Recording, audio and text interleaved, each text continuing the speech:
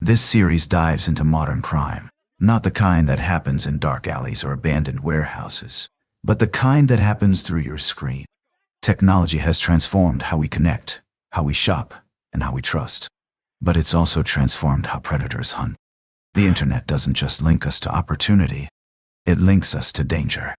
And surveillance, apps, and digital breadcrumbs don't always protect us. They just document what happened after it's too late. Today, we're looking at the marketplace. Because somewhere between the price negotiation and the handshake, the transaction stops being about the item. The product becomes bait. The meetup becomes a trap. And the stranger you invited into your driveway, your parking lot, or your living room wasn't there to buy anything at all. For 7 individuals, the marketplace wasn't a platform for commerce. It was a hunting ground. And what happened to them could happen to anyone. This has been the first episode of Digital Shadows, a series exploring how technology connects us and how it's used to hunt us. If this story made you think twice about your next transaction, then it served its purpose. Stay safe, stay alert, and remember, the screen hides more than you think. This is Plain Sight Docs.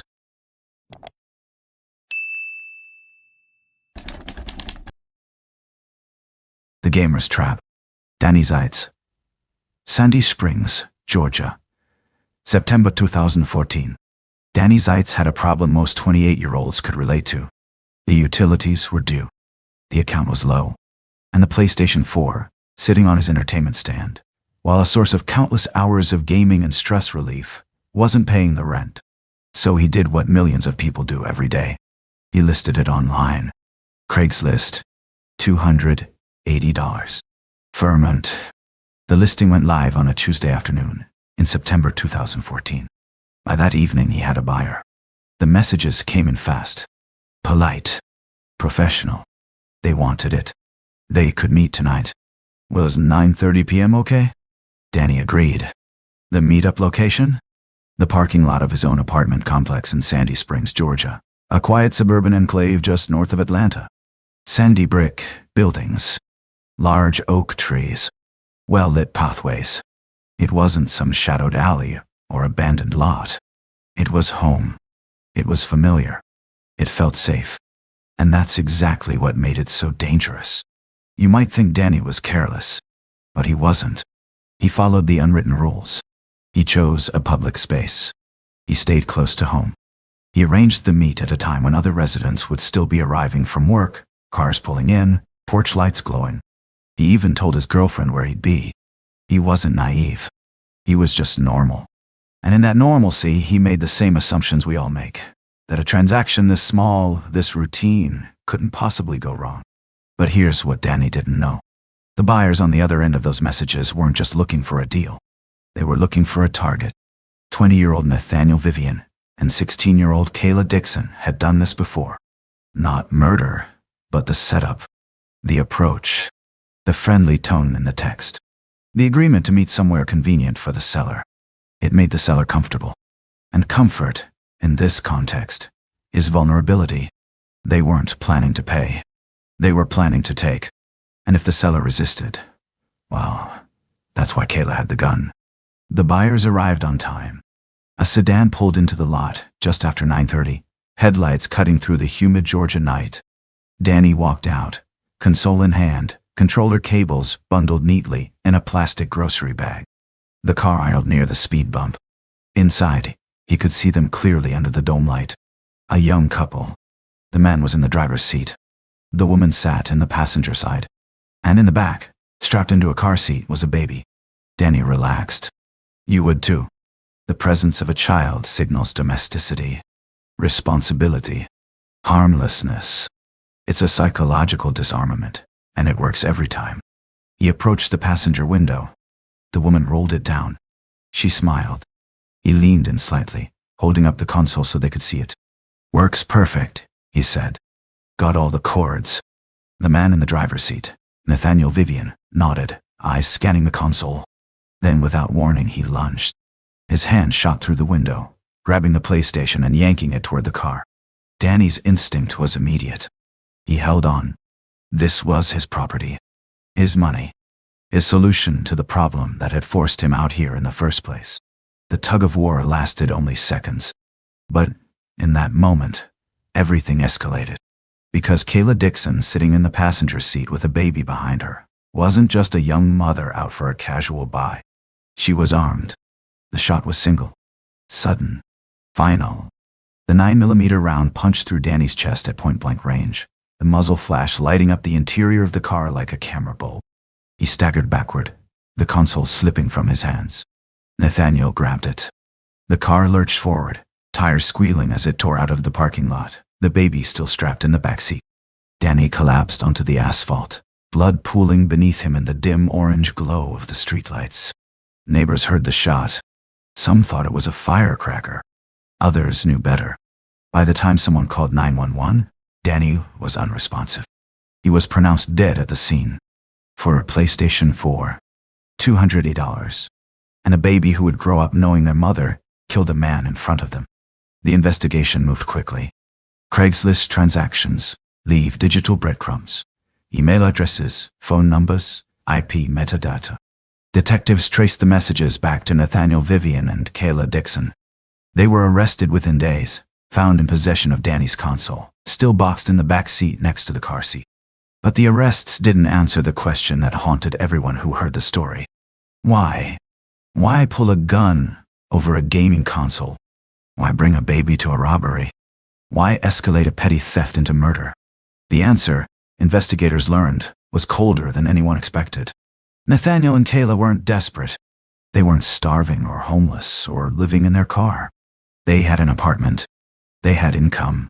They simply saw an opportunity. The console was an easy flip. Danny was an easy target.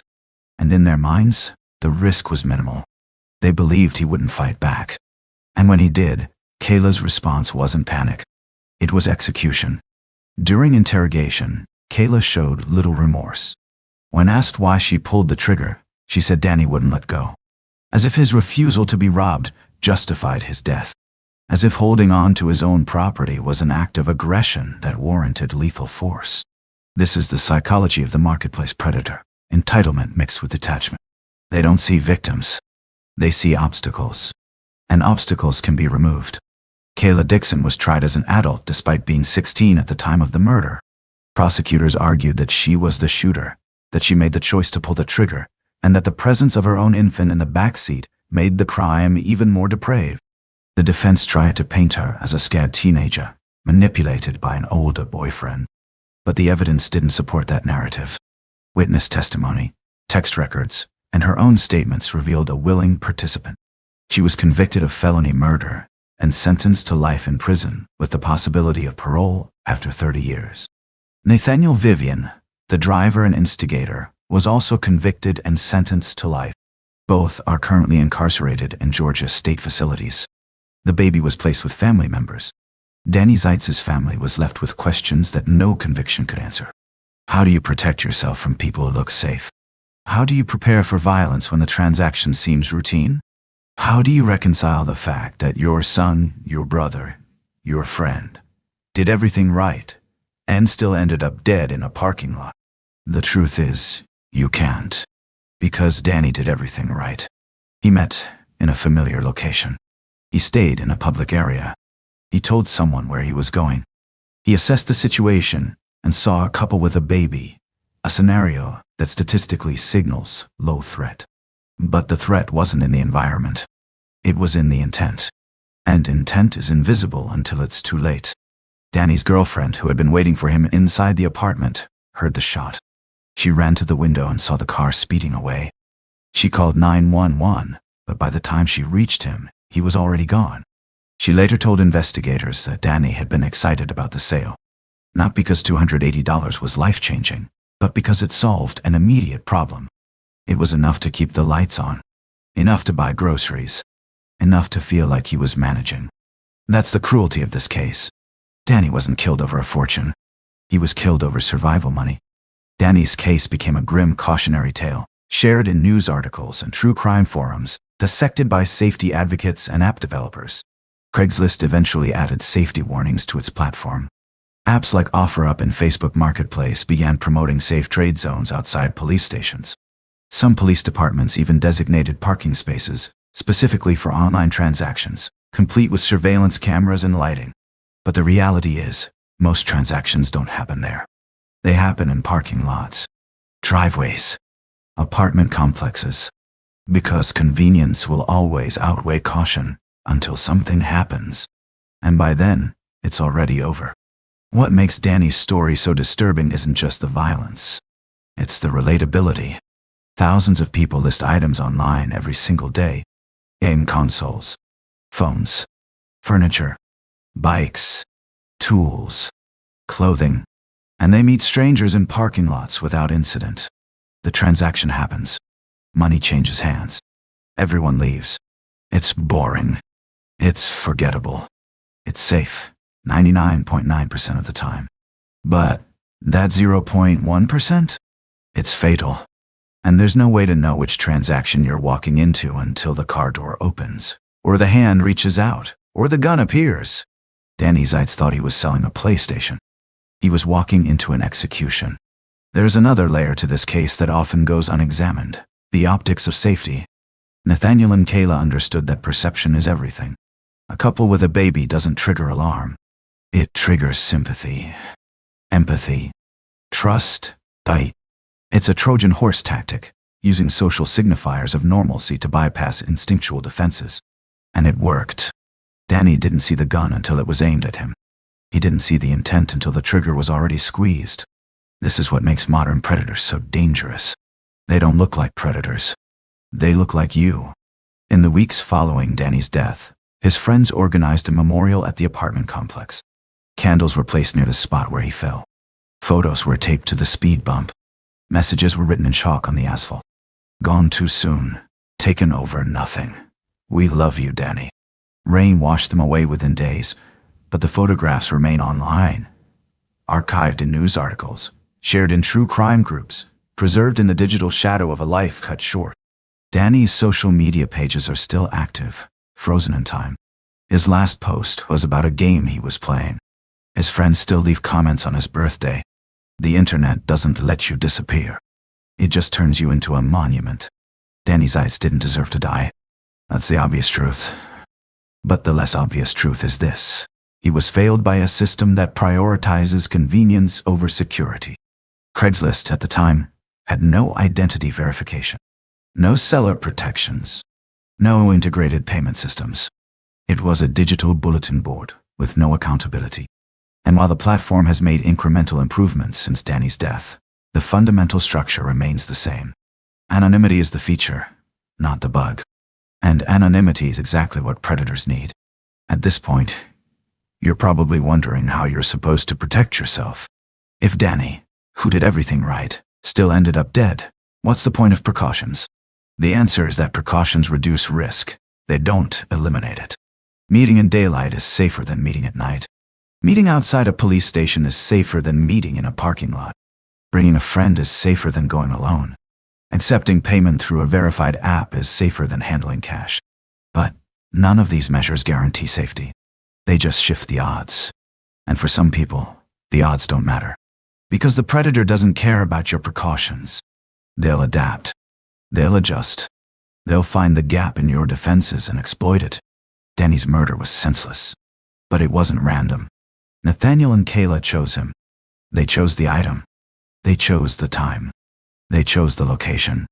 They choreographed the entire interaction, from the first text message to the final gunshot. And Danny, trusting the social contract that governs marketplace transactions, walked into it without hesitation. Because that's what we all do. We trust that the stranger on the other end of the message is exactly who they claim to be.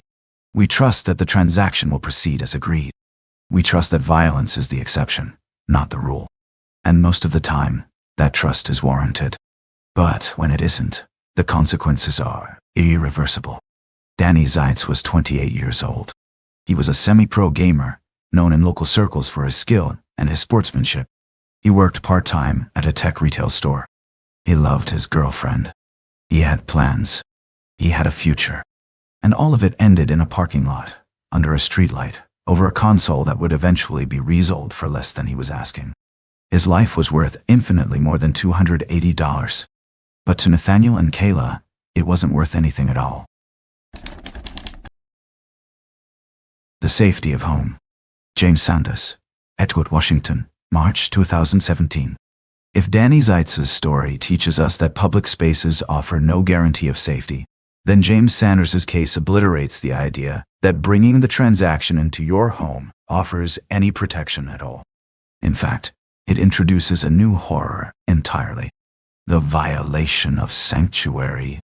James Sanders was 57 years old, a father, a husband, a man who believed in doing things the right way. He lived in Edgewood, Washington, a small suburban community just east of Tacoma, where the streets are quiet, the driveways are long, and everyone knows their neighbors. The Pacific Northwest mist hung low over the evergreens, giving the area a postcard quality: peaceful, safe, insulated. It was exactly the kind of place where you'd feel comfortable inviting someone into your home. And that's exactly what James did. He was selling a diamond ring. Not just any ring. A family heirloom, valuable, sentimental, passed down through generations. It had history. It had weight. And it had a price tag that reflected both. He'd listed it on Craigslist, hoping to get a fair price from someone who would appreciate its worth. The responses came in. Most were lowball offers. Some were clearly scams, generic messages, broken English, requests to ship internationally with vague payment promises. But one stood out. A couple. Polite, professional. They said they were interested, but they wanted to see it in person first. They asked if they could come by. James thought about it. He could have suggested a coffee shop or a pawn shop with security cameras. But he didn't want to carry something that valuable out in public. He didn't want to risk losing it or getting robbed on the street. So he made a decision that felt, at the time, like the smart one. He invited them to his house. It was late March, 2017. The evening was cool, rain tapping lightly against the windows, the kind of soft drizzle that's constant in the Pacific Northwest. James's wife was home. So was his adult son. The presence of family felt like a safeguard. Strength in numbers. Witnesses. Protection. The couple arrived, just after 7 p.m. They pulled into the driveway in a dark sedan, headlights reflecting off the wet pavement. James met them at the door. They seemed normal, cordial even. A man and a woman, both in their 20s, casually dressed. They shook his hand. They smiled. They complimented the house. They stepped inside. The living room was warm, lit by soft yellow lamps. The diamond ring sat on a velvet cushion on the coffee table, catching the light, refracting it into tiny prisms on the walls. James's son stood near the hallway, arms crossed, observing but not interfering. His wife remained nearby, seated on the couch, polite but cautious. The couple leaned in, admiring the ring. They asked questions. How old was it? Where did it come from? What's the lowest you'd go? The conversation felt transactional, calmed in a sheath. Routine. And then, without warning, the man gave a signal, a nod, a glance at something silent, and everything erupted. The couple pulled weapons, a handgun and a knife, and the calm suburban living room transformed into a scene of chaos. James's son lunged forward, trying to protect his father. He was beaten, struck repeatedly in the head with the butt of the gun, the sound of metal on bone echoing through the hallway. James's wife screamed. The attacker shouted commands, barking orders to get on the ground, to shut up, to comply. Zip ties appeared, pre-cut, pre-planned. This wasn't a spontaneous robbery. It was an execution of a plan. They had come prepared. They had rehearsed this. They knew exactly what they were going to do the moment they crossed the threshold. James Sanders didn't comply. He fought back. Not because he was reckless, but because he was a father watching his son get beaten in his own home. He tried to wrestle the gun away. He tried to shield his family. And in that moment of resistance, the transaction became a murder. The male intruder fired. The shot echoed through the narrow hallway, louder than anything that had ever been heard in that house before. The walls seemed to absorb the sound, then release it in a wave that reverberated through every room. James collapsed in the foyer, blood spreading across the hardwood floor, pooling in the grout lines between the planks. His wife and son were left zip-tied, helpless, as the robbers grabbed the ring and fled into the rainy Washington night. Sanders was pronounced dead shortly after police arrived. The diamond ring was never recovered. The suspects, later identified as a transient couple with a history of theft and violence across multiple states, were eventually apprehended. They were linked to the crime through digital records from the Craigslist correspondence, phone GPS data, and forensic evidence left at the scene. Both were convicted. Both received life sentences. But no verdict could undo what had happened. No prison sentence could erase the image of a father dying in his own hallway, killed for an object that was supposed to be sold safely, privately, in the comfort of his home. James's case shattered a deeply ingrained myth. That home is the safest place to conduct a transaction. It makes intuitive sense, doesn't it? You control the environment. You have backup. You can lock the doors. You can retreat if something feels wrong. But all of that assumes the threat will give you time to react. It assumes the threat will reveal itself before crossing the threshold. And it assumes that your home, a place of routine, comfort, and trust, won't become the scene of an ambush. Here's what investigators learned from this case. The attackers didn't improvise. They scouted. They asked questions in their messages that helped them assess whether the target lived alone, whether the house would have security cameras, whether neighbors were close. They asked about the neighborhood. They asked about parking. They asked if anyone else would be there. And James, being honest and accommodating, answered. He gave them everything they needed to plan the attack.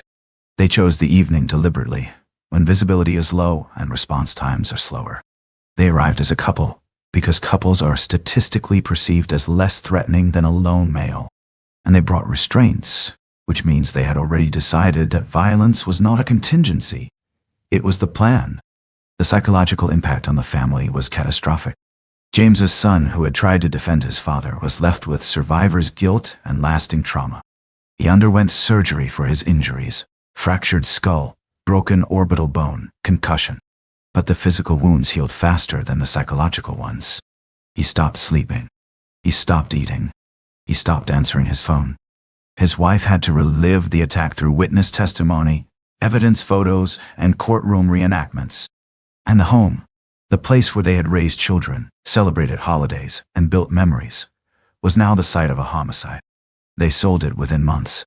They couldn't stay. The walls had become witnesses. You might wonder why James didn't see it coming. Why didn't he refuse entry? Why didn't he insist on a public location? But these questions miss the point. James made a calculated decision based on decades of social conditioning. We are taught that our homes are safe. We lock the doors at night not because we expect intruders, but because it's routine.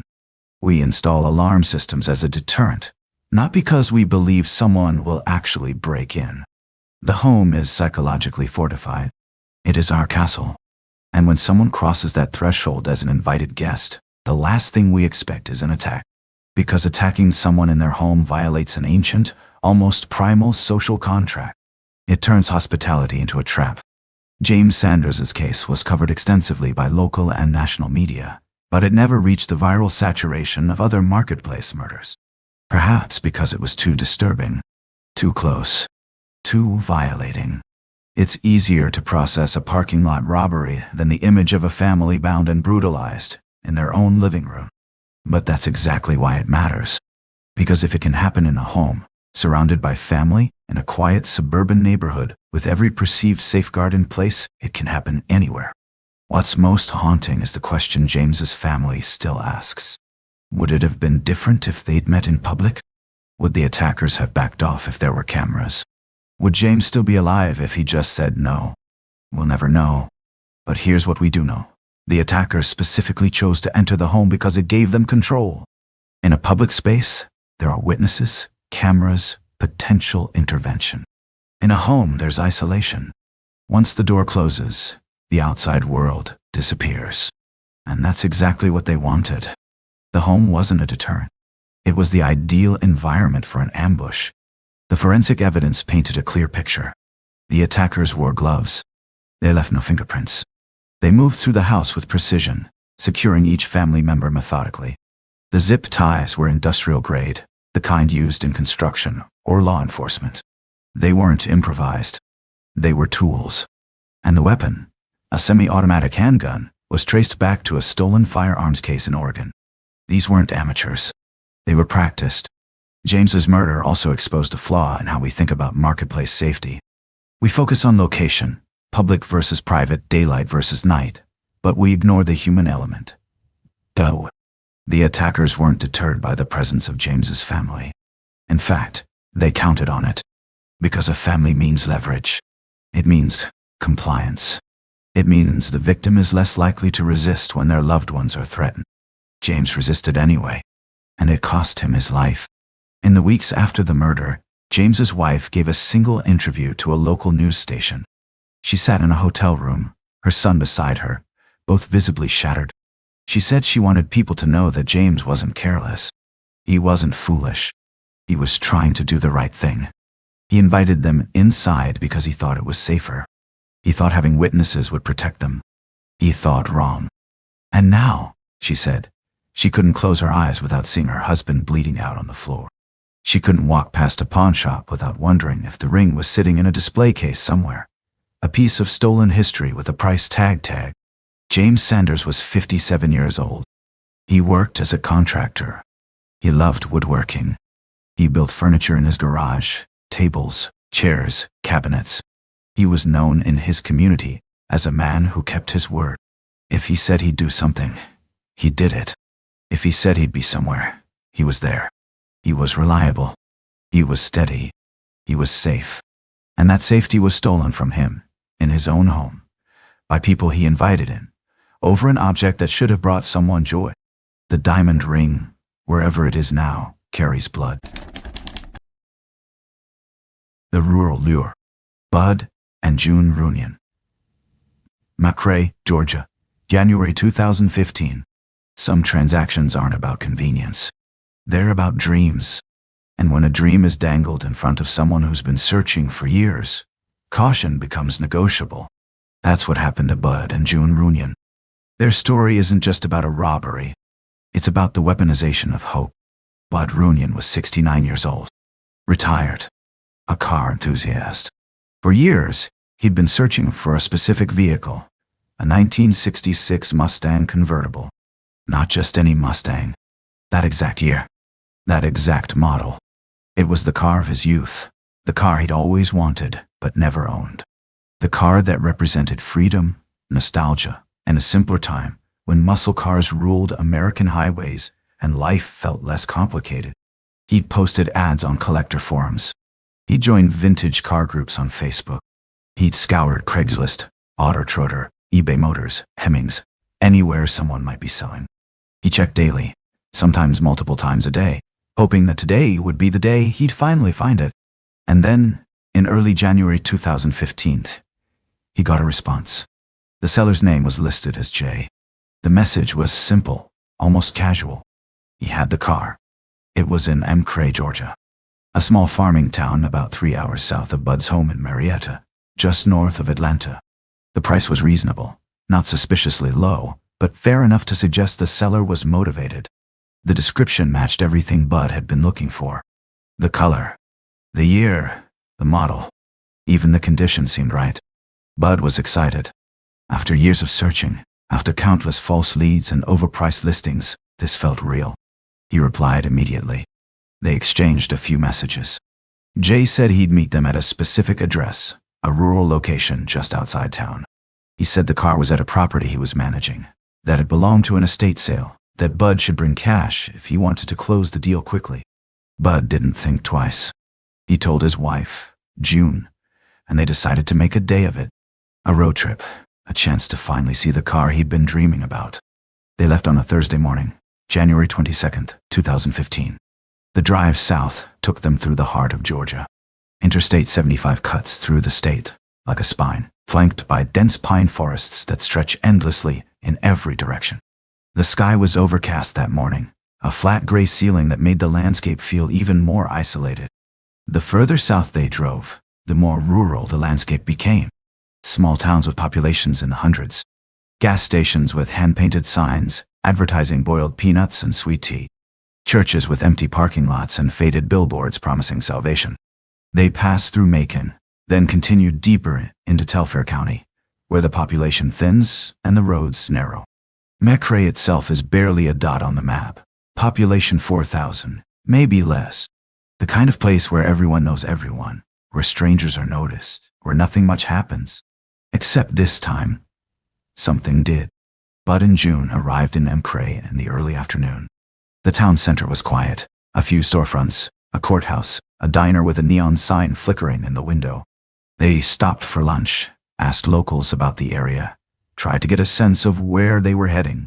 Everyone was friendly. Small town hospitality. They gave directions, made small talk, wished them luck with the car. Bud and June felt comfortable.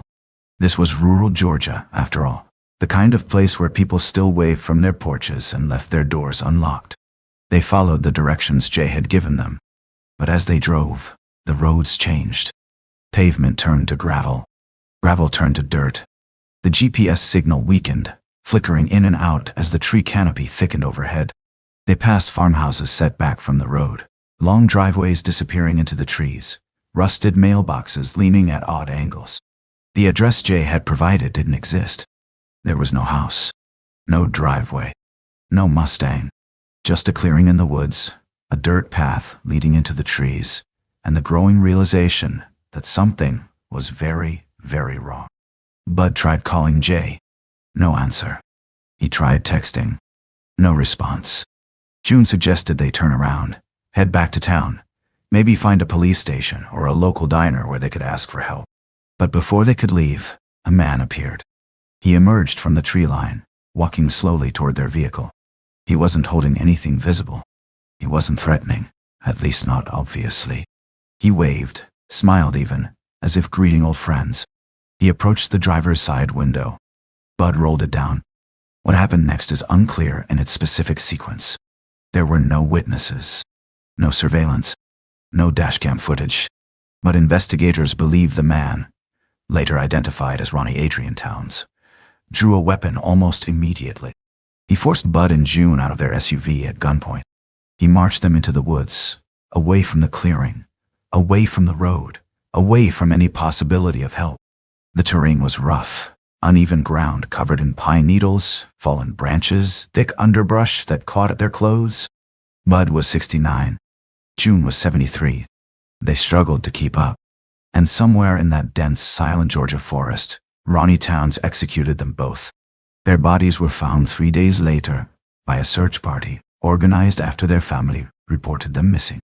They were buried in shallow graves, less than a mile from the clearing, covered with dirt and leaves and branches in a hasty attempt at concealment. They'd been shot multiple times, close range, execution style. The medical examiner's report would later reveal that Bud had been shot in the back of the head. June had been shot in the chest and head. Their wallets were missing. Their wedding rings were gone. Their cell phones had been destroyed. Their SUV had vanished. It was discovered submerged in a creek several miles away, the interior wiped clean, the license plates removed, the VIN scratched off. Ronnie Towns had attempted to cover his tracks, but he'd left a digital trail. The Craigslist messages, the IP address, the phone records. He was arrested within a week. There was no Mustang. There never had been. Ronnie Adrian Towns didn't own a car. He didn't own property. He lived in a trailer on someone else's land, surviving on odd jobs and petty theft. He had a criminal history, minor offenses, theft, drug possession, nothing violent, nothing that would have flagged him as dangerous. But something had shifted. Whether it was desperation or opportunity, or just the cold calculation of a man who saw an easy score, Towns decided to use the marketplace as a weapon. He posted the ad because he knew how to identify desperation. He knew that collectors, especially older men like Bud, would travel long distances for the right vehicle. He knew they'd come alone or with a spouse, easy targets. He knew the rural location would isolate them, remove witnesses, create an environment where he had total control. And he knew they'd bring cash. Bud and June had withdrawn several $1,000s before leaving home. It was found in Towns' possession when he was arrested, along with June's wedding ring, which he tried to pawn at a local shop. The pawn shop owner recognized it from the news coverage and called the police. He'd spent some of the money on methamphetamine. The rest was still in his wallet, stained and crumpled, as if it had been handled carelessly. As if it wasn't worth 2 lives. Ronnie Adrian Towns was convicted of 2 counts of murder and sentenced to death. He's currently on death row in Georgia, his appeals exhausted, his execution date pending. During the trial, prosecutors painted him as a predator who used the marketplace as a hunting ground. They presented evidence of other Craigslist scams he'd attempted, other fake listings he'd posted, other potential victims he'd contacted. Defense attorneys tried to argue diminished capacity, substance abuse, a troubled childhood marked by poverty and neglect. The jury didn't care. They saw the messages. They saw the photos of Bud and June's bodies, partially decomposed, covered in dirt and leaves. They saw the coldness in Towns' eyes when he was asked if he felt remorse. He didn't answer. He just stared at the floor, expression blank, as if the question didn't apply to him. What makes this case so uniquely horrifying isn't just the violence. It's the journey. Bud and June spent 3 hours driving toward their death. They passed exit after exit, town after town, opportunity after opportunity to turn around. But they didn't, because they trusted the transaction. They trusted that the seller was real, that the car was real, that the deal was legitimate. And with every mile, they drove deeper into isolation. The psychological torture of that drive is unimaginable. At what point did they start to feel uneasy? When the pavement turned to dirt? When the GPS lost signal? When they couldn't find the address? Did they argue about whether to continue? Did June suggest they leave? Did Bud insist they keep looking, convinced the car was just around the next bend? We'll never know. But we know they kept going. Because hope is a powerful motivator. And predators know how to exploit it. The town of Mencray was devastated.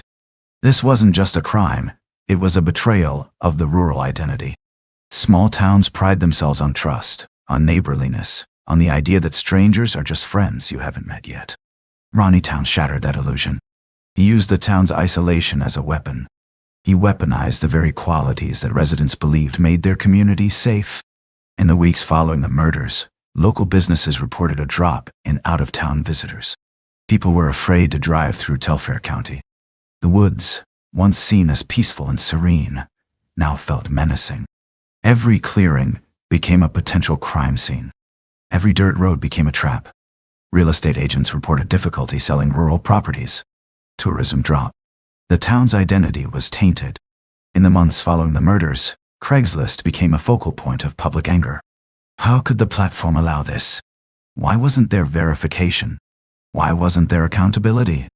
Craigslist responded with the same statement it always does. It's a tool, not a guarantor of safety. Users are responsible for their own transactions. The platform is neutral. But neutrality, in this case, feels like complicity. Because Ronnie Towns didn't lure Bud and June through some dark web forum or encrypted app. He used one of the most popular, most trusted, most ubiquitous platforms in the world. And it worked perfectly. Bud's daughter spoke at the sentencing hearing. She described her father as a man who loved life, who loved cars, who loved his wife. She said he'd been talking about that Mustang for months, maybe even years. He'd shown her photos of similar models online. He'd talked about restoring it, taking it to car shows in Florida and Tennessee, maybe even driving it cross-country with June. It was going to be his retirement project, his joy, his dream. And instead, it became the lure that led him to his grave. She said her father trusted people. He believed in handshake deals. He believed that if you treated people with respect, they'd treat you the same way. He believed the world operated on reciprocity and fairness. And that belief got him killed. June Runyon was 73 years old. She'd been married to Bud for over 40 years. She didn't care about the Mustang. She just cared about him. She went on that trip because he was excited, and his excitement made her happy. She was collateral damage in a crime that wasn't even aimed at her. She died in the woods because she loved her husband. Because she didn't want him to make that drive alone. Because she believed in supporting him, even when the drive was long and the destination was unclear. Her family said she had a garden at home that she tended every morning. Tomatoes, peppers, herbs. She had grandchildren she babysat every week. She had a book club that met on Tuesdays. She had a life full of small, beautiful routines.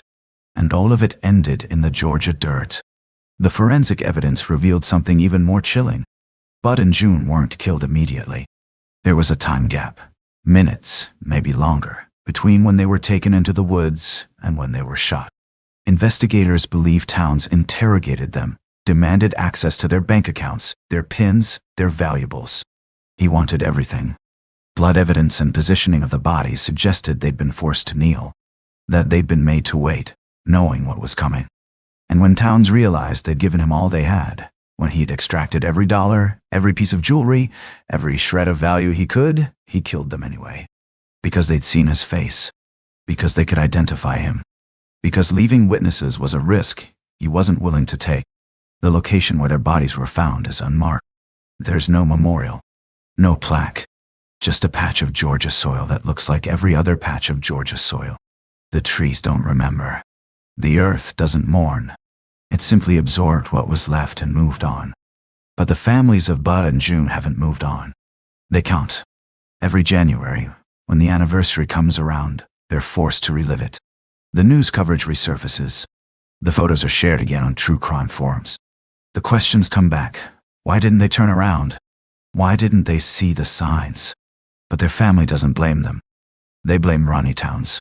And they blame a system that allowed him to operate freely, that gave him the tools to lure victims, that provided no safeguards and no accountability. Bud's daughter said she can't drive on rural roads anymore. She can't see a Mustang without feeling sick. She can't scroll through online marketplaces without imagining her father's last moments. The transaction didn't just take his life. It took her sense of safety. It took her ability to trust. It took the world she thought she understood and replaced it with one where hope is dangerous, where dreams can be weaponized, where a simple car listing can be a death sentence. At this point, you might be asking yourself, how do you protect against this? How do you verify that the seller is real, that the location is safe, that the dream isn't a trap? The answer is, you can't. Not completely. You can reverse image search photos to see if they're stolen from other listings. You can demand a video call to verify the item exists. You can insist on meeting in a public place, in daylight, with witnesses. But none of that would have saved Bud and June. Because Ronnie Towns was willing to do whatever it took. If they'd demanded a video call, he could have used stock footage or borrowed someone else's car for the video. If they'd insisted on a public meeting, he would have agreed, and then changed the plan once they were en route, claiming the car had been moved, that the location was wrong, that they needed to go somewhere else. Predators adapt. They improvise. They exploit trust at every stage of the interaction. There's another layer to this case that's often overlooked. The role of nostalgia. Bud wasn't just buying a car. He was buying a piece of his past. The 1966 Mustang represented his youth, a time when life was simpler, when gas was cheap and highways were open and the future seemed limitless. And that emotional investment made him vulnerable. Because when you're chasing a memory, when you're trying to reclaim something lost, you're willing to take risks you wouldn't normally take. You're willing to drive 3 hours into rural Georgia. You're willing to follow directions into the woods. You're willing to believe that this time, finally, the dream will be real. You're willing to ignore the red flags because acknowledging them means letting go of the hope. But the dream wasn't real, and Ronnie Towns knew it never would be. He knew the Mustang was the perfect bait because it represented something more than transportation. It represented hope, nostalgia, identity, and hope, when weaponized, is lethal. Bud Runyan's story is a reminder that the marketplace doesn't just connect buyers and sellers. It connects the hopeful and the desperate, the trusting and the predatory, the dreamers and the hunters. And sometimes, the transaction isn't about the item at all. It's about access. It's about isolation. It's about control. The Mustang was never real, but the danger was. The case also exposed the limitations of law enforcement in rural areas. Telfair County has a small police force, limited resources, and vast stretches of unpopulated land. When Bud and June were reported missing by their daughter after they failed to return home and stopped answering their phones, it took time to organize search parties, to canvass the area, to locate their bodies. By that time, Towns had already attempted to cover his tracks. If he'd been more careful, if he'd buried them deeper, if he'd destroyed more evidence, he might have gotten away with it. And that's the terrifying reality of rural crime.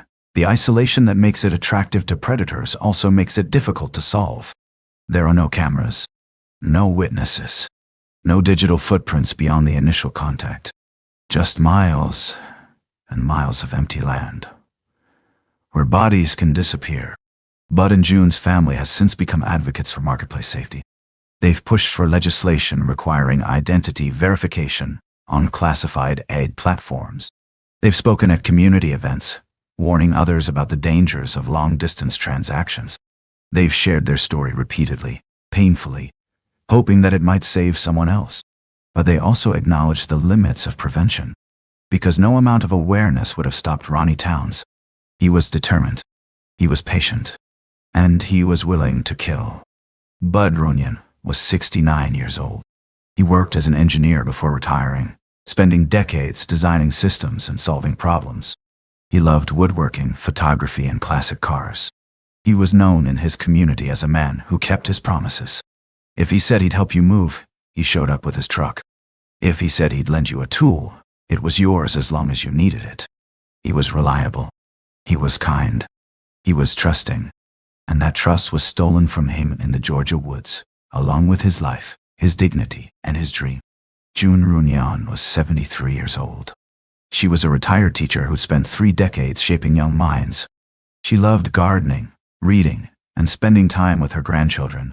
She baked cookies for every holiday, chocolate chip for Christmas, oatmeal raisin for Easter, snickerdoodles for birthdays. She sent birthday cards with handwritten notes. She was the kind of person who remembered your name, who asked about your life, who made you feel seen. And she died in the dirt, far from home, because she loved her husband enough to accompany him on one last adventure.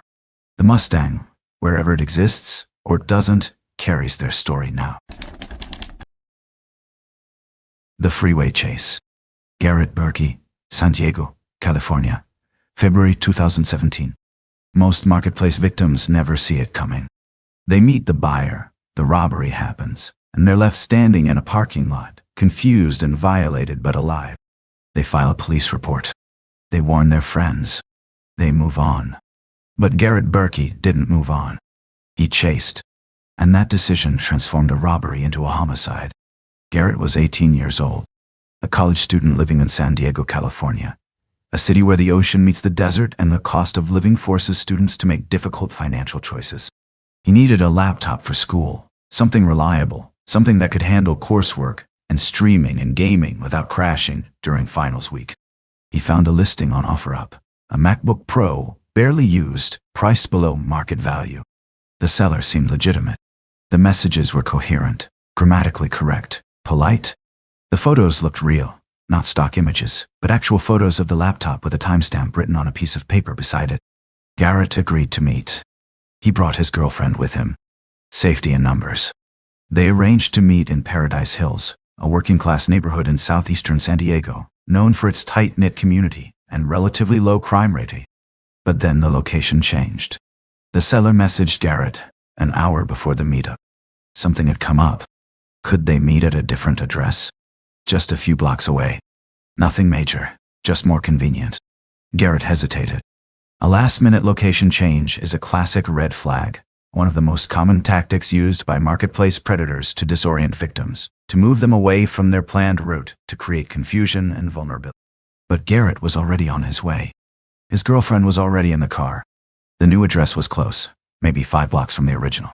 He convinced himself it was fine. He convinced himself it was just a logistical adjustment, that the seller had a legitimate reason. He agreed. They arrived at the new location just after 8 p.m. It was a residential street, narrow and dimly lit, lined with parked cars that created blind spots and shadows. The seller's car was already there, a dark sedan, engine running, exhaust puffing in the cool February air, 2 figures inside backlit by the dome light. Garrett pulled up alongside it. His girlfriend stayed in the passenger seat, phone in hand, ready to record the transaction if needed. He rolled down his window. The driver of the other car leaned out. No laptop. No bag. No friendly greeting. Just a gun. The robbery happened in seconds. The driver demanded Garrett's wallet, his phone, his keys. The barrel of the gun, a black semi-automatic, stayed trained on Garrett's face the entire time. His girlfriend was screaming, telling him to comply, to just give them whatever they wanted. Other car doors opened. There were more of them, at least 3 total. They surrounded Garrett's vehicle like wolves circling prey. They took everything: wallet, phone, keys, a backpack from the back seat, even loose change from the cup holder. And then they drove away, tires squealing as they accelerated down the street, disappearing around a corner. Garrett sat there, shaking, adrenaline flooding his system. His girlfriend was crying, hyperventilating, trying to call 911 on her phone. He'd just been robbed at gunpoint. He should have called the police. He should have let them go. He should have counted himself lucky to be alive. But he didn't. He chased them. Garrett started his car and followed. His girlfriend begged him to stop. She screamed at him to pull over, to let it go, to think about what he was doing. But Garrett wasn't thinking. He was reacting. The robbery wasn't just a theft. It was a violation, an injustice, an attack on his autonomy and his sense of control. And in that moment, flooded with adrenaline and rage, his brain operating on pure emotion, he made a decision that felt like justice but was actually suicide. The chase spilled onto the freeway. Interstate 805, heading north, cutting through the heart of San Diego. Garrett's car weaved through traffic, trying to keep up with the sedan. Speeds climbed, 60, 70, 80 miles per hour. Other drivers honked, swerved, slammed on their brakes, trying to avoid the two vehicles tearing through lanes. The girlfriend called 911, shouting into the phone, trying to give their location, trying to explain what was happening. Dispatchers told Garrett to stop. They told him police were on the way. They told him he was putting himself and others in danger, that pursuing armed suspects was not worth the risk. He didn't stop. The robbers exited the freeway at Market Street. Garrett followed. The chase wound through surface streets, through residential neighborhoods, past strip malls and schools and parks. The sedan ran a red light. Garrett followed. The sedan cut through a gas station parking lot, nearly hitting a pedestrian. Garrett followed. The pursuit lasted nearly 10 minutes, covering several miles, drawing the attention of multiple 911 callers who reported two vehicles driving recklessly. And then it ended in a cul-de-sac, a dead-end street lined with single-family homes, chain-link fences, and kids' toys scattered on lawns. The sedan stopped. Garrett stopped. The doors opened. And the robbers, realizing they were being pursued, realizing they'd been cornered, realizing this victim wasn't going to let it go, decided to eliminate the threat. They opened fire. Multiple shots. Multiple shooters. At least 12 rounds were fired in under 10 seconds. Garrett's windshield shattered, spider webbing into 1,000 cracks, the safety glass holding together but obscuring his vision. Bullets punched through the door, the dashboard, the seat. His girlfriend ducked, screaming, glass raining down on her like ice, tiny shards embedding themselves in her hair and clothes. Garrett tried to reverse, tried to escape, but it was too late. One of the rounds hit him in the chest, tearing through his lung and lodging near his heart. He slumped forward, foot slipping off the brake, the car rolling slowly to a stop against the curb. The robbers fled on foot, disappearing into the maze of backyards and alleys that sprawl through southeastern San Diego. By the time police arrived, Garrett was dead. His girlfriend was unharmed physically. Psychologically, she'll never recover. The investigation moved quickly. Garrett's phone, stolen during the initial robbery, was still powered on. Police tracked it using GPS, tracing its signal to a house less than 2 miles from the shooting. They identified the suspects through surveillance footage from nearby businesses, traffic cameras, and doorbell cameras that had captured fragments of the chase. Within 48 hours, 3 suspects were in custody. All were in their early 20s. All had prior records: theft, assault, weapons charges. They were charged with murder, armed robbery, and a litany of other crimes. All 3 were convicted. All 3 received life sentences without the possibility of parole. But the convictions didn't answer the question everyone was asking. Why did Garrett chase them? The easy answer is adrenaline. The fight-or-flight response is a biological override that bypasses rational thought. When Garrett was robbed, his brain flooded with cortisol and adrenaline, chemicals designed to prepare the body for immediate action. In that state, logic shuts down. Risk assessment disappears. The prefrontal cortex, the part of the brain responsible for decision-making and impulse control, goes offline. The only thing that matters is the response: fight or flight. And Garrett chose fight. But there's a deeper answer, one rooted in identity and justice. Garrett wasn't just chasing his stolen property. He was chasing the idea that he could fix what had been done to him. He was chasing control in a situation where control had been violently stripped away. He was chasing fairness in a world that had just demonstrated its fundamental unfairness. He was chasing the belief that if he just caught them, if he just confronted them, if he just held them accountable, then the violation would be undone, the balance would be restored, the injustice would be corrected. It's a fantasy, but it's a powerful one, and it cost him his life. Garrett's father gave a statement to the press after the trial. He said his son was a good kid. He said Garrett had never been in trouble, had never been violent, had never done anything to suggest he'd make a decision like this. He said the robbery broke something in Garrett, some fundamental belief that the world was fair, that the rules mattered, that bad people faced consequences. And in the absence of that belief, stripped away in seconds by armed criminals, Garrett tried to create his own justice. His father said he understood why Garrett chased them. He said if he'd been 18 years old, flooded with adrenaline, watching criminals speed away with his property and his dignity, he probably would have done the same thing. And then he broke down, unable to finish the sentence, overcome by the weight of what his son had lost. Garrett's girlfriend, whose name was withheld from most reports to protect her privacy, suffered severe PTSD.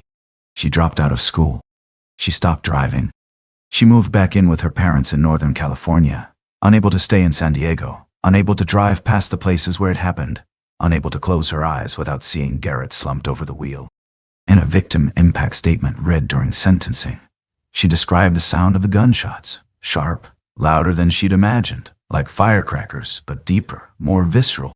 She described the feeling of glass on her skin, tiny shards embedding themselves in her arms and neck, cutting her without her realizing until she saw the blood. She described the image of Garrett slumped over the wheel, blood soaking through his shirt, his eyes open but empty, still staring forward as if he was still chasing. She said she begged him to stop. She said she knew what was going to happen.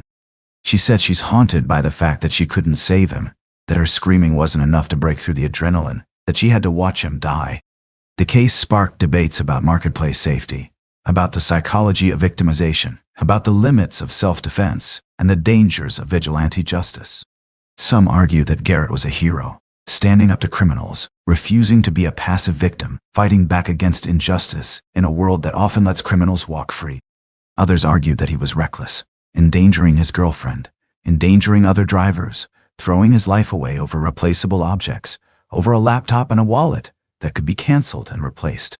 Both perspectives missed the point. Garrett wasn't a hero or a fool. He was a teenager whose brain was hijacked by adrenaline, who made a split-second decision in a moment of extreme stress, and who paid the ultimate price for it. What investigators found most troubling was the deliberateness of the robbery. The suspects had conducted dozens of similar scams over the course of several months. They'd post fake listings for electronics, laptops, phones, gaming consoles, tablets. They'd arrange meetups using stolen photos and fake profiles. They'd change the location at the last minute to disorient victims and move them to areas with fewer witnesses and no cameras. And they'd rob the buyers at gunpoint. It was a business model. Efficient, profitable, low risk, until Garrett. They targeted young people, college students, recent grads, people in their late teens and early 20s, because they were less likely to be armed, less likely to resist, less likely to have the experience to recognize the red flags. They chose items like laptops and phones because they were high value, easy to resell, and in constant demand. They chose locations that were residential, shadowed, and difficult to escape from. Every detail was calculated. Every step was planned. But they didn't calculate for Garrett. They didn't expect him to chase.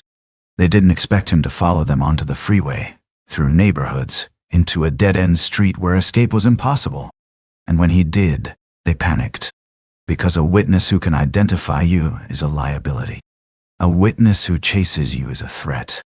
A witness who corners you is an enemy. And the only way to eliminate an enemy, in their minds, was to kill him. Garrett Berkey was 18 years old. He was studying business administration at a community college with plans to transfer to San Diego State. He played soccer in high school and still played pickup games on weekends. He loved his girlfriend, who he'd been dating for 2 years. He had a part-time job at a coffee shop near campus, where he was known for remembering regular customers' orders. He was saving money for a car, something reliable, something that would last through college and beyond. He was planning his future. He wanted to work in marketing, maybe start his own business someday. He had dreams. He had plans. He had a future stretching out before him. And all of it ended in a cul-de-sac, under a streetlight, surrounded by broken glass and spent shell casings, and the sound of his girlfriend screaming. The MacBook Pro was never recovered. It was likely wiped and resold, within hours of the robbery, listed on another marketplace app, sold to another unsuspecting buyer who had no idea it was stained with blood. The social anomaly.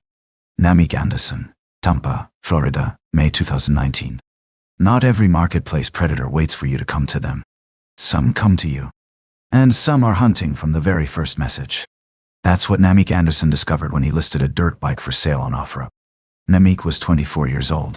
He lived in Tampa, Florida, where the humidity clings to your skin like a second layer, and the palm trees sway lazily in the Gulf breeze.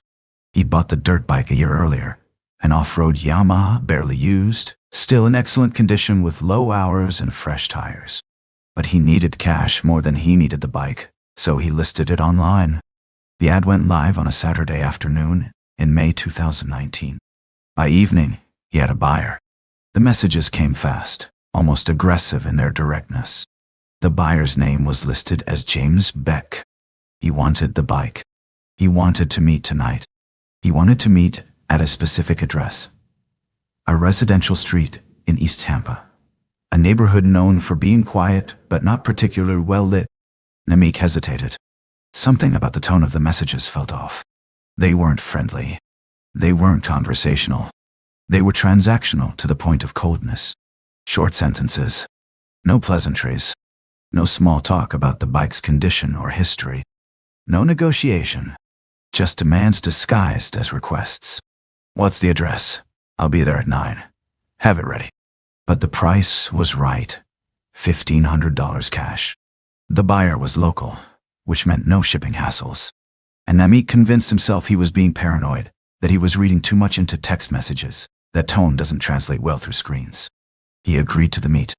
He arrived just after 9 p.m., the dirt bike loaded onto a trailer behind his truck. The street was narrow, lined with single-story homes painted in faded pastels. Cars parked bumper to bumper along the curb, creating a visual maze. The address James Beck had given led to a vacant lot. No house, just an empty patch of dirt and overgrown grass, a chain-link fence sagging in the middle, graffiti tags marking the concrete foundation of a structure long since demolished. Namik pulled over, engine idling, scanning the area. The street lights were spaced far apart, casting pools of orange light separated by long stretches of shadow. A figure emerged from between two parked cars. James Beck. He was tall, mid-20s, wearing a hoodie despite the Florida heat and humidity. He walked toward the truck without smiling, without greeting, without waving, without any of the social niceties that usually accompany a transaction between strangers. Namik rolled down his window. Beck leaned in, close enough that Namik could smell cigarette smoke on his clothes. And immediately, Namik knew something was wrong. The body language was wrong. The eye contact was wrong. The proximity was aggressive, invasive. Beck wasn't looking at the dirt bike sitting on the trailer 10 feet behind the truck. He was looking at Namik, assessing him, calculating. His eyes moved from Namik's face, to his hands, to his waistband, scanning for weapons, for threats, for resistance. This wasn't a buyer inspecting a product. This was a predator sizing up prey. And then Beck's hand moved toward his waistband. Namik saw the gun. He reacted instantly, muscle memory and survival instinct overriding conscious thought. He threw the truck into reverse, tires screeching as he tried to back away, to create distance, to escape. Beck drew the weapon, a 9mm semi-automatic, and fired. The first shot shattered the passenger window, sending glass exploding inward in a glittering spray. The second punched through the door, the round embedding itself in the seat frame, inches from Namik's leg. Namik returned fire. He was legally armed, a concealed carry permit holder who'd started carrying after a friend was robbed at gunpoint at a gas station 6 months earlier. The street erupted into chaos. Muzzle flashes lit up the darkness like strobe lights, brief and blinding. The sound of gunfire echoed off the houses, sharp and deafening, each shot followed by the metallic clink of shell casings hitting asphalt. Residents dove to the floor, crawled to bathtubs, pulled their children under beds. Dogs barked frantically. Car alarms triggered. Someone called 911. Beck ran. Namik pursued on foot, adrenaline overriding logic, weapon still in hand, his mind operating on pure survival mode. But Beck disappeared into the maze of backyards and fences that crisscross East Tampa, vaulting over a chain-link fence and vanishing into the shadows between houses. By the time police arrived, sirens wailing. The scene was a war zone. Shell casings scattered across the asphalt. Bullet holes in Namik's truck door and windshield. Shattered glass glittering under the streetlights like diamonds. Namik was unharmed physically, though his hands were shaking so badly he could barely holster his weapon. Beck was gone. The dirt bike was still on the trailer, untouched. The investigation revealed something chilling. James Beck wasn't a buyer. He was a hunter. He'd been using OfferUp for months, targeting sellers of high-value items, dirt bikes, ATVs, motorcycles, electronics, power tools, anything portable and easy to resell. He'd arrange meetups in shadowed, isolated locations where witnesses were scarce and escape routes were plentiful. He'd arrive armed, and he'd rob them at gunpoint. Most victims complied, hands raised, valuables surrendered. Most handed over the item and walked away, shaken but alive, too scared or too embarrassed to report it. But Namik didn't comply. And Beck, confronted with armed resistance for the first time, fled. Beck was arrested 2 weeks later, identified through the OfferUp account, phone records, and surveillance footage from a nearby convenience store that had captured his vehicle pulling into the area minutes before the shooting.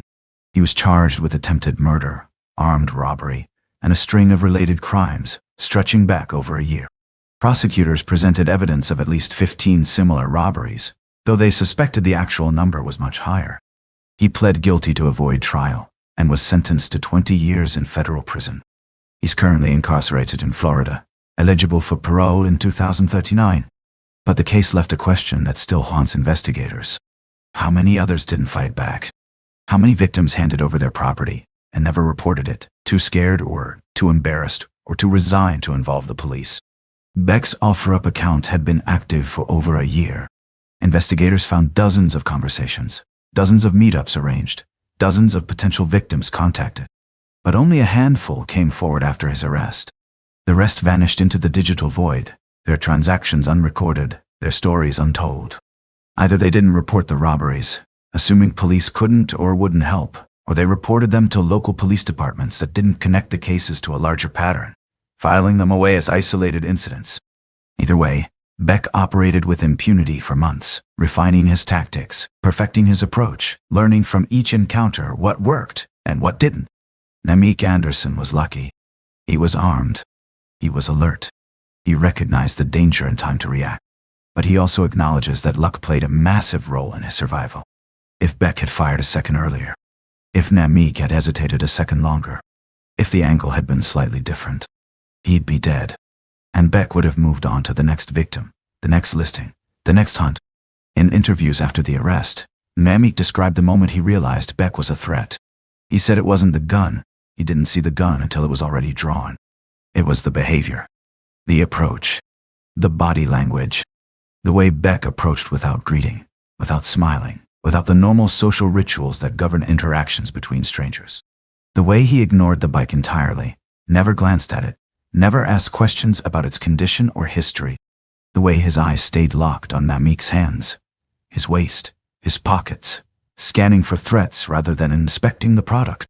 Beck wasn't trying to negotiate. He wasn't trying to verify the bike's condition. He was trying to determine whether Namik was armed, whether he'd resist, whether he was an easy target or a hard one. And when Beck concluded that Namik was vulnerable enough to rob, he acted.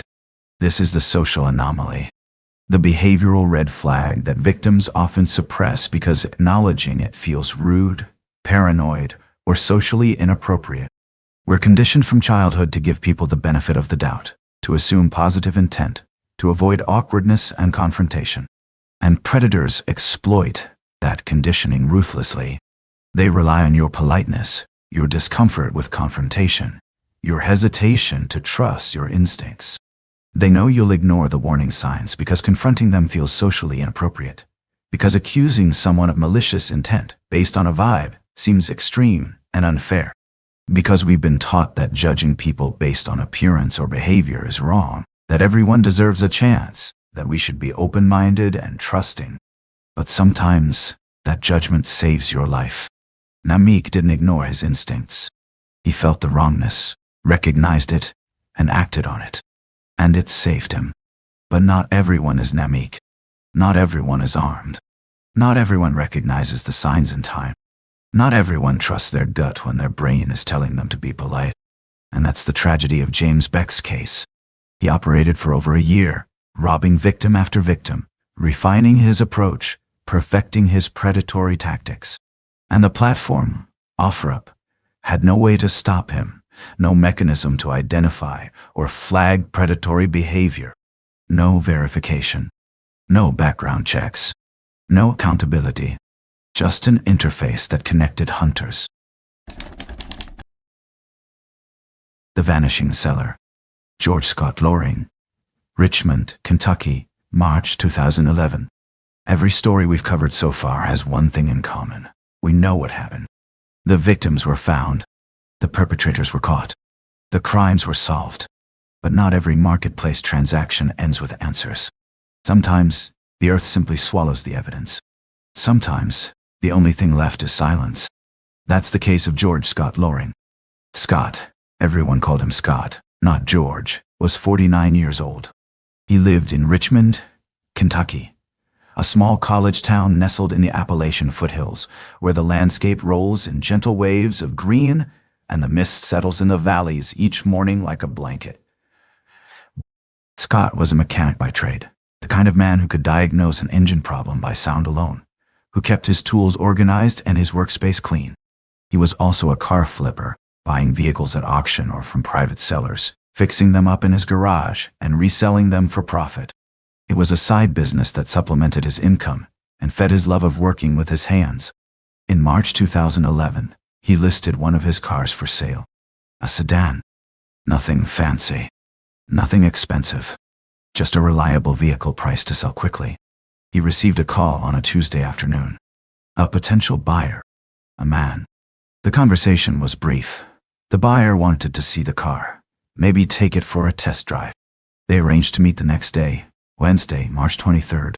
Scott told his wife he'd be meeting someone about the car. He told his adult daughter the same thing. He said he'd be back in a few hours. He left his house around 2 p.m., driving the car he was selling, heading to a location he'd agreed upon with the buyer. He never came home. When Scott didn't return by evening, his wife called his cell phone. No answer. She called again. Straight to voicemail. By midnight, she called the police. A missing person report was filed. Search efforts began. But Scott had vanished. Completely. The car he'd been driving, the car he was supposed to be selling, was gone too. There was no trace of him. No body. No abandoned vehicle. No witnesses who remembered seeing him. No surveillance footage. No digital trail beyond the initial phone call. Just absence. Days turned into weeks. Weeks turned into months. The investigation stalled. Detectives traced the phone number the buyer had called from. It was a prepaid cell phone, a burner, purchased with cash at a Walmart 2 counties away. The phone was never used again after the day Scott disappeared. Security footage from the Walmart was reviewed, but the quality was poor. The timestamp was weeks old, and the buyer's face was obscured by a baseball cap. The phone record showed only one call, the call to Scott. No other contacts. No text messages. No internet usage. It was a dead end.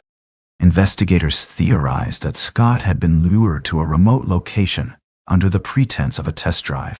That somewhere along a rural Kentucky road, the buyer had turned predator. That Scott had been robbed, killed, and his body hidden in the vast wilderness that stretches across central Kentucky. Thousands of acres of forest, abandoned mines, deep ravines, forgotten hollers where a body could remain undiscovered for decades. The car was likely stripped for parts or sold out of state with a forged title. But without a body, without witnesses, without physical evidence, the case went cold. Scott's family never stopped searching. His wife distributed flyers. His daughter organized search parties, volunteers combing through woods and creek beds and abandoned properties. They hired private investigators. They consulted psychics out of desperation. They posted his photo on missing person databases, on true crime forums, on social media groups dedicated to cold cases. Every few years, a tip would come in. Someone thought they saw him at a gas station in Tennessee, or a body matching his description was found in a neighboring state. Each time, the family's hope would flare, only to be extinguished when the lead went nowhere, when the body was someone else, when the sighting was mistaken identity. The psychological torture of not knowing is unimaginable. Grief has stages, a process, an eventual acceptance, but ambiguous loss, the kind where the person is gone, but there's no confirmation of death, freezes you in a permanent state of limbo. You can't grieve because there's no closure. You can't move on because there's still hope. You exist in the space between, haunted by possibilities, tormented by what-ifs. Scott's wife said she used to set a place for him at dinner, irrationally believing he might walk through the door. She kept his clothes in the closet for years. She paid his cell phone bill for months after he disappeared, calling it occasionally just to hear his voicemail greeting, just to hear his voice one more time. Scott's daughter said the worst part isn't the absence. It's the questions. What were his last moments like? Did he see it coming? Did he fight back? Did he think about his family? Did he know he was going to die? Or was it instant? A bullet to the head before he even understood what was happening? Was he killed in the car? Or was he marched into the woods? Was he buried, or dumped in water, or left in a shallow grave that animals disturbed and scattered? These questions have no answers, and they never will. In 2017, 6 years after Scott disappeared, a judge declared him legally dead. It was a necessary legal formality, a way for his wife to settle his estate, to access his accounts, to move forward with the bureaucratic details of life. But the declaration didn't bring closure. It just formalized the absence. Scott's wife said it felt like signing away hope, like admitting defeat. But she had no choice. Bills needed to be paid. Life, cruelly, goes on. The case remains unsolved.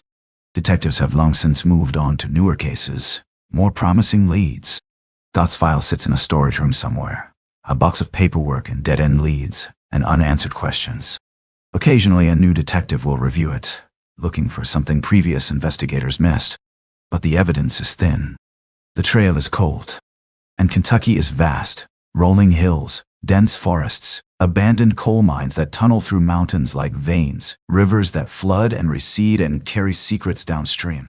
Finding a body in that landscape without a specific location is nearly impossible. What makes Scott's case so haunting isn't just the mystery.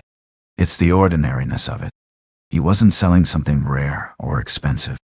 He wasn't traveling to a distant location. He was conducting a routine transaction, the kind that happens thousands of times every day across the country. A car, a test drive, a local buyer. And yet, he vanished as completely as if he'd never existed. Because the marketplace, when exploited by the right predator, doesn't just facilitate commerce. It facilitates erasure. There's a grim possibility that investigators don't like to discuss publicly. Scott's case might not be unique. The buyer who lured him might have done this before, might have done it since. Across the country, hundreds of people are reported missing every year under circumstances that suggest foul play but provide no evidence. Some of those cases might follow the same pattern: an online listing, a phone call, a meetup, and then nothing. No body, no witnesses, no closure. Just families left behind, searching, waiting, wondering if today will be the day they get answers. Scott Loring's family still searches. His daughter, now in her 40s, drives rural Kentucky roads on weekends, looking for anything: an abandoned car, an unmarked grave, a piece of clothing, anything that might bring him home. She says she knows he's probably dead. She accepted that years ago. But she needs to find him. She needs to bring him home. She needs to give him a proper burial, to have a place where she can visit him, to close the circle. But Kentucky is vast, and the predator who took him left no breadcrumbs to follow. Scott's case represents the investigative collapse. The moment when the digital trail ends, when the evidence runs out, when law enforcement reaches the limits of what they can do. It's the nightmare scenario for every family, not just laws, but the absence of answers. Because without answers, there's no resolution. There's only the endless, agonizing question: what happened? At this point, you might be wondering how this happens. How does someone vanish in the age of cell phones and GPS and surveillance cameras? The answer is simpler than you'd think. Scott met the buyer in a rural area where there are no cameras, where cell towers are sparse, where roads are empty, and houses are miles apart. He likely left his phone in his own car, or the buyer disabled it immediately. The meeting location was chosen specifically because it was isolated, because witnesses were unlikely, because escape routes were plentiful. And once Scott was incapacitated, whether through violence or deception, his body could be transported anywhere. Buried in a remote forest, weighted down and thrown in a river, hidden in an abandoned mine shaft. The possibilities are endless. And without a specific location, without witnesses, without forensic evidence, finding him is nearly impossible. Scott's wife passed away in 2021. She died without ever knowing what happened to her husband. Her obituary mentioned Scott, listed him as her spouse, didn't acknowledge that he'd been gone for a decade. At her funeral, mourners whispered about the tragedy. Not just her death, but the fact that she'd spent the last 10 years of her life in limbo, never knowing, never healing. Some said it was the not knowing that killed her. That the stress, the uncertainty, the endless searching had worn her down until there was nothing left in. Scott Loring was 49 years old. He was a mechanic, a father, a husband. He loved working on cars, loved the smell of motor oil, and the satisfaction of fixing something broken. He was known in his community as honest, reliable, fair. He'd give you a good price on a repair and wouldn't upsell you on parts you didn't need. He coached his daughter's softball team when she was young. He grilled burgers at neighborhood cookouts. He was ordinary, in the best possible way. And one day he got in a car to meet a stranger about a sale, and he never came home. The car was never found either. Somewhere, it might still exist, repainted, retitled, driven by someone who has no idea its last legitimate owner disappeared while trying to sell it. Or maybe it was stripped for parts, scattered across junkyards in 3 different states, pieces of Scott's last day, distributed and lost forever. Richmond, Kentucky, is a small town. Scott's disappearance shook it. People stopped listing cars for sale online. Those who did insisted on meeting at the police station, in broad daylight, with friends present. But memories fade. New residents move in. Time passes. And eventually, the fear subsides, replaced by the belief that lightning doesn't strike twice, that tragedies happen to other people in other places. And the marketplace continues, connecting buyers and sellers, dreams and desires, predators and prey. Scott's daughter still drives those rural roads, still searches, still hopes. She knows the odds. She knows that after 13 years, the chances of finding anything are astronomically low. But she can't stop. Because stopping means accepting that her father is gone forever, that his story has no ending, that the question of what happened will haunt her for the rest of her life. So she drives, and she searches, and she waits for the call that will probably never come. The Ohio Job Murders. Richard Beasley and Brogan Rafferty. Noble County, Ohio? This is the ultimate marketplace trap. Every story we've covered involved an item: a PlayStation, a diamond ring, a Mustang, a laptop, a dirt bike, a car. But this final case transcends all of them. Because Richard Beasley wasn't selling a product. He was selling a life. And the marketplace he used wasn't for goods. It was for hope. Richard Beasley was 52 years old. A drifter. A con man. A career criminal with a record stretching back decades. Fraud, theft, forgery. He lived on the fringes of society in rural Ohio, moving between cheap motels and borrowed couches, always one step ahead of creditors and ex-wives and parole officers. But in 2011, Beasley devised a scheme more sinister than any he'd attempted before. He posted ads on Craigslist. Multiple ads. In multiple cities. All offering the same thing. A job. The ads were simple, almost elegant in their manipulation. Farmhand wanted. Small cattle farm in Noble County, Ohio. Room and board included. $300 per week. Perfect for someone looking for a fresh start. Read that again. Look at the language. Fresh start. Those two words were carefully chosen. They targeted a specific demographic. Middle-aged men who were down on their luck. Men who'd lost jobs in the recession. Men who were divorced, estranged from family, living in their cars or crashing with friends. Men who had nothing left to lose and everything to gain. Men who were desperate. The responses poured in. Dozens of men, scattered across the Midwest, replied to the ad. They sent messages describing their situations, their skills, their willingness to work hard. They were polite, almost pleading. They needed this job. They needed the fresh start Beasley was promising. And Beasley, operating under a fake name, responded to a select few. He told them to come to Noble County. He gave them directions to a remote location, a wooded area outside the small town of Caldwell. He said they'd conduct an interview there, show them around the property, discuss the job in detail. He told them to come alone, to bring their belongings, to be ready to start immediately. They came. One by one, desperate men drove to Noble County, Ohio. They followed the directions into the woods, down dirt roads that twisted through dense forest, deeper and deeper into isolation. They were looking for a farm. They were looking for a job. They were looking for a second chance. What they found was Richard Beasley and his 16-year-old accomplice, Brogan Rafferty. Beasley and Rafferty had a system. They'd meet the applicants at the remote location. They'd walk them into the woods under the pretense of showing them the property. And then, when the victim was far enough from the road, far enough from help, far enough from any possibility of escape, Beasley would pull out a gun, a .22 caliber pistol, and he'd execute them. A single shot to the head. The body would collapse. Rafferty, a teenager manipulated by Beasley's promises of money and adventure, would help dig a shallow grave. They'd bury the body, cover it with leaves and branches, and leave. Days later, they'd return to rob the victim's car, strip it for parts, or sell it for cash.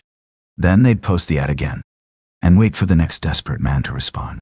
Between August and November 2011, Richard Beasley and Brogan Rafferty murdered 3 men all.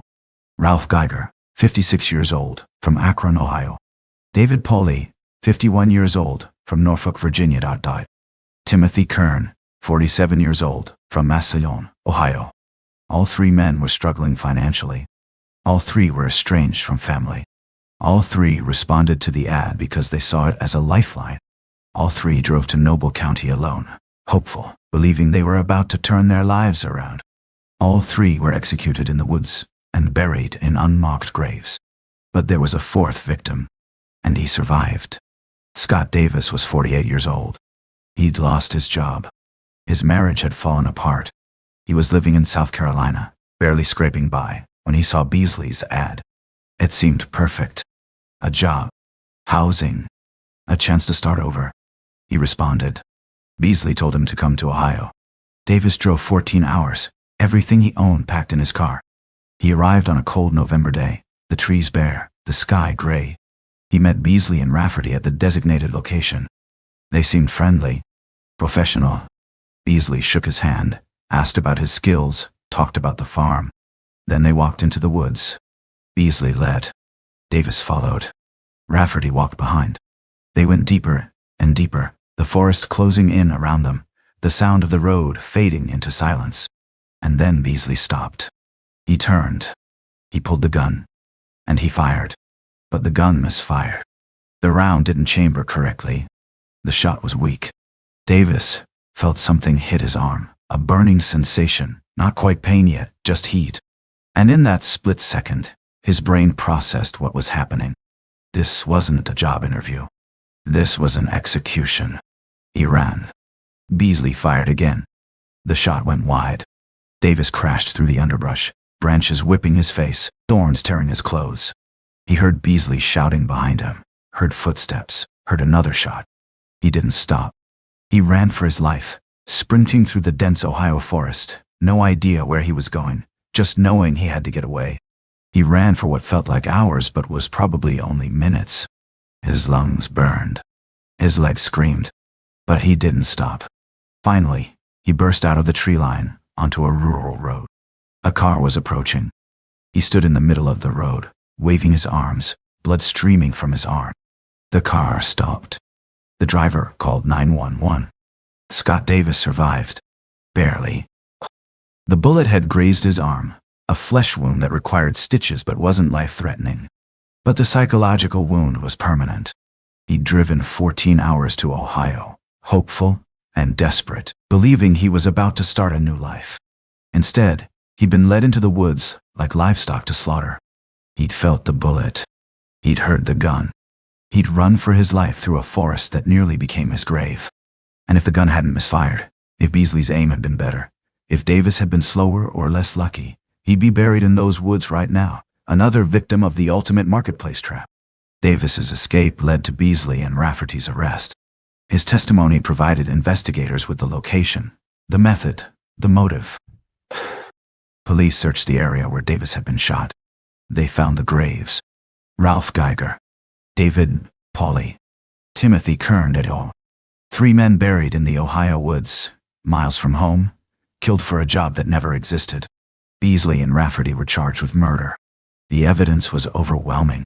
The Craigslist ads, the phone records, the victims' cars, which had been sold or stripped, Scott Davis's testimony, the graves. Richard Beasley was convicted of 3 counts of aggravated murder and sentenced to death. He's currently on death row in Ohio. His appeal's ongoing, his execution date unscheduled. During the trial, he showed no remorse. When asked why he did it, he said the victims were better off dead. He said they had nothing, that they were desperate and pathetic, that he'd done them a favor. The courtroom recoiled. The families wept. The jury deliberated for less than 3 hours. Rogan Rafferty, the 16-year-old accomplice, was tried as an adult. Defense attorneys argued that he'd been manipulated by Beasley, that he was a child, that he didn't understand the gravity of what was happening. Prosecutors argued that he dug the graves, that he helped dispose of the bodies, that he participated willingly. Rafferty was convicted and sentenced to life in prison without the possibility of parole. He'll die behind bars. The case sent shockwaves through the true crime community. This wasn't just robbery. This wasn't just violence. This was serial murder disguised as employment. Beasley had weaponized the marketplace in the most depraved way possible, targeting not greed or desire, but desperation and hope. The men he killed weren't looking for a deal on a laptop or a dream car. They were looking for survival. And he exploited that vulnerability with surgical precision. Ralph Geiger, the first victim, was 56 years old. He'd worked in construction his entire life. The recession hit him hard. No jobs, no savings, no prospects. He was living with a friend, sleeping on a couch, trying to figure out his next move. When he saw Beasley's ad, he told his friend he was heading to Ohio for a job interview. He said he'd call when he got there. He never called. His body was found in a grave 3 feet deep, a single bullet wound to the skull. David Pauly, the second victim, was 51 years old. He'd driven from Virginia, over 600 miles to meet Beasley. He was a Navy veteran. He'd served his country, worked hard, played by the rules. And when the economy collapsed, when his marriage ended, when everything fell apart, he responded to an ad on Craigslist because he believed in second chances. He believed in hard work. He believed that if he just kept trying, things would get better. He was buried in the Ohio woods, far from the ocean he'd once protected. Timothy Kern, the third victim, was 47 years old. He was close with his daughter. He told her about the job, said it sounded promising, said he'd finally found something stable. She begged him not to go, said something felt wrong, said she had a bad feeling. He told her not to worry. He said he'd be careful. He said he'd call her when he arrived. He didn't call. She reported him missing. Police found his body weeks later, decomposed, barely identifiable, a life reduced to forensic evidence. Scott Davis, the survivor, has never fully recovered. He suffers from PTSD, nightmares, survivor's guilt. He's given interviews over the years, always with the same message. If something feels wrong, it probably is. Trust your instincts. Don't let desperation override your judgment. But he also acknowledges that desperation is a powerful force. That when you're broke, when you're homeless, when you're out of options, You're willing to take risks you wouldn't normally take. You're willing to believe in promises that seem too good to be true. Because the alternative, giving up, accepting defeat, is unbearable. The Ohio job murders represent the darkest evolution of marketplace crime. Beasley didn't just rob his victims. He didn't just kill them for their property. He hunted them. He identified their vulnerability, crafted the perfect bait, lured them to a kill zone, and executed them with the cold efficiency of a predator who'd found his niche. The marketplace gave him access to victims he could never have reached otherwise. And the promise of a job, a simple, ordinary thing that millions of people search for every day, became a death sentence. What makes this case particularly chilling is the scale of Beasley's ambition. Investigators believe he planned to continue indefinitely. The 3 murders weren't enough. The money from selling the victims' cars and belongings wasn't enough. He wanted more. He was posting ads in multiple cities, contacting multiple victims, setting up multiple meetings. If Scott Davis hadn't escaped, if the gun hadn't misfired, Beasley would have continued killing. 4 victims. 5 incidents. 10. 20. However many it took to satisfy whatever void existed inside him. The forest where the bodies were found is unremarkable. Dense woods, typical of rural Ohio. No markers. No memorials. Just trees and undergrowth and the knowledge that 3 men took their last breaths there, hoping for a job, finding only death. Local residents avoid the area now. They call it cursed. They tell stories about hearing voices in the woods, about seeing figures moving through the trees. Psychological projection, probably. Trauma manifesting as folklore. But the discomfort is real. The land itself feels tainted. Richard Beasley is 65 years old now. He sits on death row, aging slowly, his execution perpetually delayed by appeals and legal challenges. He gives occasional interviews, always maintaining his innocence, despite overwhelming evidence. He claims the victims attacked him. He claims self-defense. He claims he's the real victim, persecuted by a system that doesn't understand him. No one believes him. No one cares. Brogan Rafferty is in his late 20s now, serving life without parole. He's reportedly found religion in prison, claims to feel remorse, has written letters to the victims' families begging forgiveness. Some families have responded. Others refuse. Forgiveness, they say, is not theirs to give. Their loved ones are dead, buried in Ohio dirt, and no amount of remorse will bring them back. The marketplace continues. Every day, thousands of job listings are posted on Craigslist, Indeed, Monster, LinkedIn. Most are legitimate. Most lead to interviews, to employment, to paychecks and stability. But some, a tiny, terrifying fraction, are traps. And the people who respond to them are often the most vulnerable among us. The desperate, the hopeful, the ones who need a second chance so badly, they're willing to overlook the red flags, to silence their instincts, to drive into the woods alone, because the alternative is giving up. Ralph, David, and Timothy didn't deserve to die. They deserved the fresh start they were promised. They deserved the job, the stability, the second chance. Instead, they got a shallow grave in Ohio. And Richard Beasley, the man who promised them a future, gave them only death.